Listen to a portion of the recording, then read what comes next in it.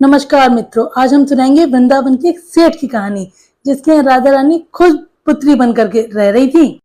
तो हुआ ये कि एक बार सेठ जी के 3 बेटे ही बेटे थे। तो सेठ जी को मन में बहुत दुख हुआ कि उनके कोई बेटी नहीं है। ये बात उन्होंने किसी साधु से कही तो उन महात्मा ने कहा कि जब किसी के पास कोई अभाव होता है तो हमें उस अभाव को भगवान के साथ नाता जोड़ देना चाहिए। अगर आपके यहाँ कोई पुत्री नहीं है तो आप राधा रानी को अपनी पुत्री मान लो, तो भी आप खुश रह सकते हो। सेठ जी ने उस बात को गांठ बांध दिया। बस अब तो रोज सेठ जी जब भी खाना खाने बैठते तब अपनी पुत्री को राधा रानी को अपनी पुत्री मान करके रोज कहते, लो बेटी खाओ। उसके बाद ही खाना खाते। उसे पुत्री मान करके हर चीज में अपना साझा करने लगे।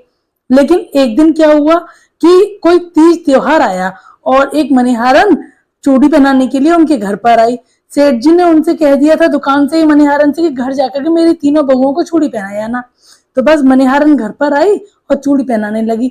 उसने पहली बहू को, दूसरी बहू को, तीसरी बहू को जब चूड़ियां पहना दी तो एक बहुत सुंदर सी कन्या अंदर से निकली और बाहर आकर के उसने हाथ आगे बढ़ाते हुए कहा कि अम्मा मुझे भी पहना दो चूड़ियां। उसने बहुत सुंदर, इतनी सुंदर लड़की को देखा, पहले कभी नहीं देखा था। लेकिन उसने सोचा मन में हो सकता है सेठ जी के यहाँ कोई भी मिलने जुलने वालों की बिटिया आ गई होगी, कोई आए होंगे रिश्तेदार, उनकी पुत्री होगी।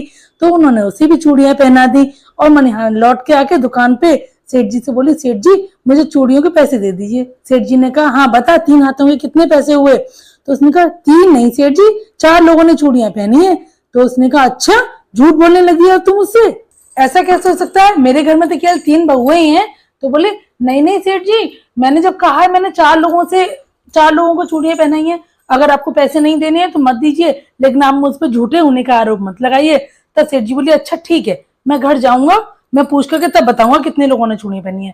सेठ जी घर पर आते हैं। उन्होंने घर में बहुओं से पूछा कि तुम लोगों ने कितने लोगों ने चूड़ियां पहनी है?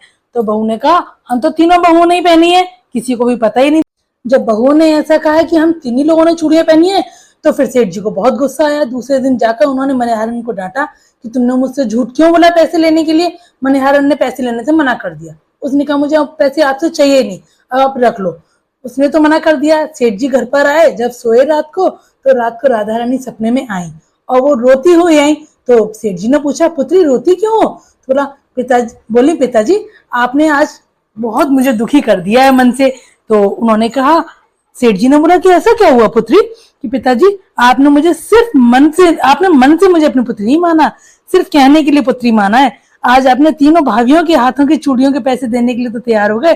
अगर मैंने आज एक बार चूड़ियां पहन ली तो आप पैसे देने को ही मना कर दिए मणिहारन को, और आपने मणिहारन को पैसे ही नहीं दिए। आपने मुझे अभी तक अपना माना ही नहीं है पिताजी। और ये कह के राधा रानी बहुत रोने लगी।